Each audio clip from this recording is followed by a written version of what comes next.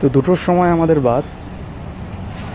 তো ব্যাঙ্গালোর থেকে প্রথমে ভুবনেশ্বর যাবে, ভুবনেশ্বর থেকে আমি আবার আরেকটা বাস চেঞ্জ করে তারপরে কলকাতা,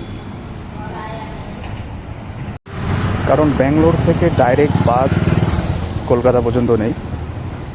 প্রথমে ভুবনেশ্বর বারমুন্ডা বলে একটা জায়গা বাস স্টপ আছে, সেই বাস স্টপে প্রথমে সেখানে যেতে হবে। সেই বাস স্টপ থেকে আবার বাস চেঞ্জ করে কলকাতা এসপ্ল্যানেড নেমে ওখান থেকে বনগাঁ, শিয়ালদা, ফার্স্ট শিয়ালদা থেকে বনগাঁ ট্রেন, বনগাঁয় নেমে বনগাঁ থেকে আমার বাড়ি, আমার হার্ট গোবরাপুর, সেখানে আমি যাব।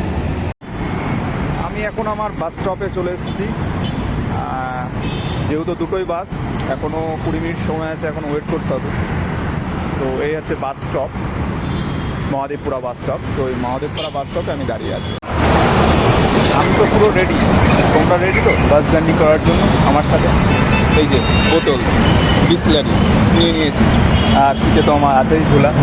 ঠিক আছে, রইলো ঝুলা চললো ভুলা, সেই অবস্থা।